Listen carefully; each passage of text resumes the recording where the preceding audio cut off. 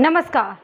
आज आपको ये बता दें कि सिर्फ भारत में ही नहीं हिंदू मुस्लिम को लेकर विवाद छिड़ा हुआ है, जंग छिड़ी हुई है, बल्कि बाहर देशों में भी कुरान हिंदू मुस्लिम को लेकर जंग छिड़ा हुआ है। कुरान के कथित अपमान के बाद स्वीडन इन दिनों आग की लपटों में जल रहा है और स्वीडन में सरकारी संपत्तियों को दंगाई जमकर निशाना बना रहे हैं। ऐसा लग रहा है कि स्वीडन को दंगाई जलाकर खाक कर देना चाह रहे हैं, जिसके बाद अब स्वीडन की पुलिस ने कानून व्यवस्था संभालने के लिए अब सख्त रुख अपनाना शुरू कर दिया है। आपको बता दें कि स्वीडन में ये दंगे ईसाई त्योहार ईस्टर के बाद शुरू हुए हैं, जो लगातार चौथे दिन भी जारी हैं और पुलिस की गोली लगने से 3 दंगाई घायल हुए हैं। स्वीडन की पुलिस के मुताबिक देश के कई हिस्सों में दंगे किए जा रहे हैं और चरमपंथी संगठन कई हिस्सों में पूरी प्लानिंग के साथ हमले कर रहे हैं।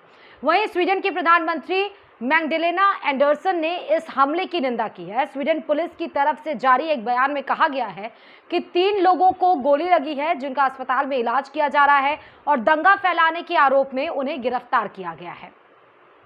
वहीं पुलिस ने नोरकोपिंग शहर में रविवार शाम को स्थिति कंट्रोल में होने की जानकारी दी है। स्वीडन में दंगाइयों की भीड़ पिछले 4 दिनों से लगातार दंगे कर रही है और शहरों में जगह जगह पर आग लगा रही है और दंगाई सार्वजनिक संपत्तियों का नुकसान कर रहे हैं, जिसमें दर्जनों पुलिस वाले घायल हुए हैं। तो क्यों आखिर स्वीडन जलने लगा, अब ये आपको जानना जरूरी है। तो ये दंगा उस वक्त शुरू हुआ जब दक्षिणपंथी और मुस्लिमों के खिलाफ हमेशा से जहर उगलने वाले नेता रासमस पलुदान ने पूरे देश में ईस्टर के खत्म होने पर कार्यक्रमों का आयोजन किया था।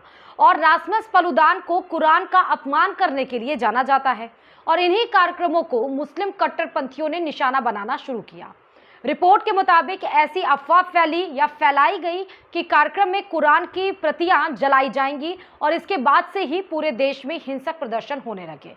वहीं सऊदी अरब ने सोमवार को कुरान के कथित अपमान को लेकर स्वीडन की निंदा की और कहा है कि स्वीडन में जानबूझकर कुरान का दुरुपयोग किया जा रहा है और मुसलमानों की भावनाओं को उकसाने के लिए कुरान का अपमान किया जाता है, लिहाजा सऊदी अरब इसकी निंदा करता है। सऊदी अरब विदेश मंत्रालय ने एक बयान में कहा कि सऊदी किंगडम शांतिपूर्वक संवाद को तरजीह देता है। सऊदी अरब ने सहिष्णुता, सह अस्तित्व, घृणा, उग्रवाद का बहिष्कार करने और सभी धर्मों और पवित्र स्थलों के दुरुपयोग को रोकने की आवश्यकता पर भी बल दिया है।